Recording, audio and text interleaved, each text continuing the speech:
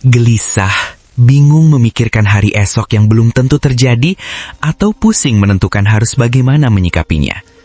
Stoikisme percaya bahwa sumber gelisah bukan kejadian, melainkan penilaian kita terhadap kejadian itu. Saat seseorang mengabaikan pesanmu, misalnya, fakta aslinya hanya satu, pesan belum dibalas. Tapi pikiran menambahkan cerita, dia marah, dia benci, dia menjauh. Narasi tambahan inilah yang membuat dada sesak. Langkah pertama keluar dari overthinking adalah memisahkan fakta dari tafsir. Fakta itu netral, tafsir itu pilihan. Begitu kamu sadar bedanya, separuh beban langsung runtuh.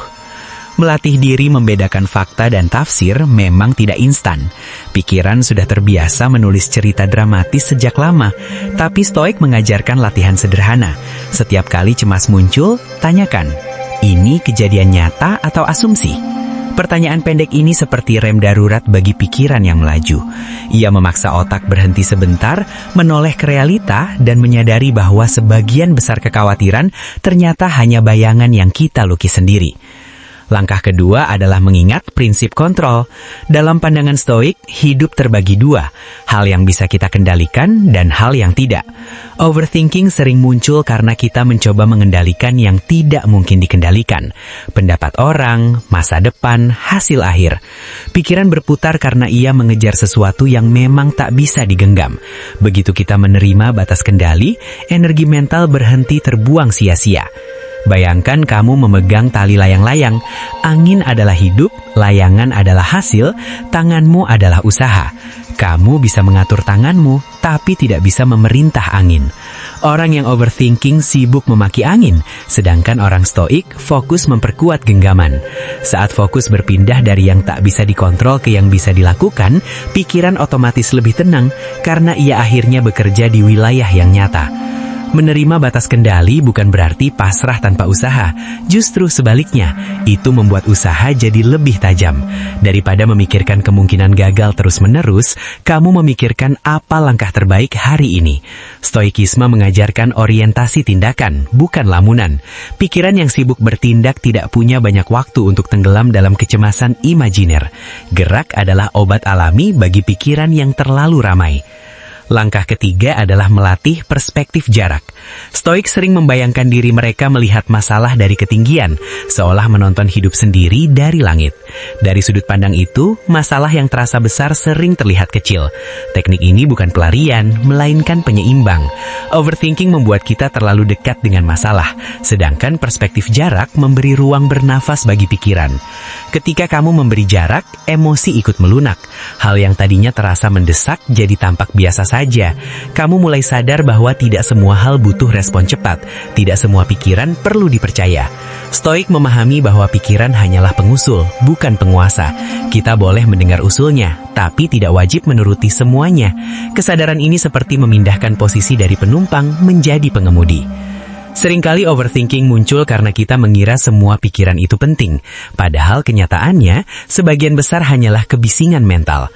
Stoikisme melatih kita untuk selektif. Pikiran mana yang berguna, mana yang hanya menguras tenaga. Ini mirip seperti memilah barang di kamar. Tidak semua harus disimpan. Semakin banyak yang dilepas, semakin lega ruang di dalam. Menariknya, ketenangan bukan datang saat masalah hilang, melainkan saat hubungan kita dengan pikiran berubah. Masalah boleh tetap ada, tapi kepanikan tidak lagi ikut. Orang stoik tidak menunggu hidup tenang dulu baru merasa tenang. Mereka menciptakan ketenangan di tengah hidup yang tetap bergerak. Inilah kekuatan sebenarnya, bukan mengendalikan dunia, melainkan menguasai respons diri sendiri. Proses ini tentu butuh latihan berulang. Pikiran tidak akan langsung jinak hanya karena sekali diingatkan. Tapi setiap kali kamu berhasil menghentikan satu putaran overthinking, itu sudah kemajuan. Stoikisme tidak menuntut kesempurnaan, hanya konsistensi. Sedikit lebih sadar hari ini dibanding kemarin sudah cukup.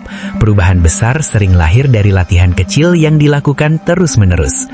Kamu mungkin masih akan overthinking sesekali, dan itu manusiawi. Bahkan praktisi stoik pun tidak kebal dari pikiran liar. Bedanya mereka tidak tinggal lama di sana. Mereka tahu jalan keluar. Mereka tahu bahwa pikiran bisa diarahkan, bukan hanya diikuti. Kesadaran inilah yang membuat mereka kembali stabil lebih cepat daripada orang yang tidak melatih dirinya.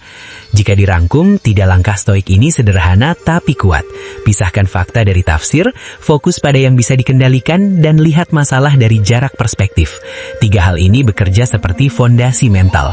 Tanpa fondasi, pikiran mudah runtuh diterpa kecemasan. Dengan fondasi, badai tetap datang, tapi kita tidak ikut tumbang. Stabil bukan karena hidup mudah, melainkan karena batin terlatih. Pada akhirnya, tujuan stoikisme bukan membuatmu berhenti berpikir, melainkan membuatmu berpikir dengan jernih. Overthinking itu seperti kabut, sedangkan latihan stoik adalah matahari yang perlahan mengusirnya. Kabut mungkin tidak hilang seketika, tapi setiap sinar kesadaran mengurangi kepadatannya. Dan suatu saat, kamu akan melihat jalan hidupmu lagi dengan jelas. Jadi ketika pikiran mulai berisik malam ini, jangan panik. Ingat saja, ini bukan musuh, ini latihan. Tarik nafas, tanyakan fakta, pilih fokus, lalu beri jarak. 3 langkah sederhana itu mungkin terlihat kecil, tapi efeknya bisa mengubah cara kamu menjalani hidup.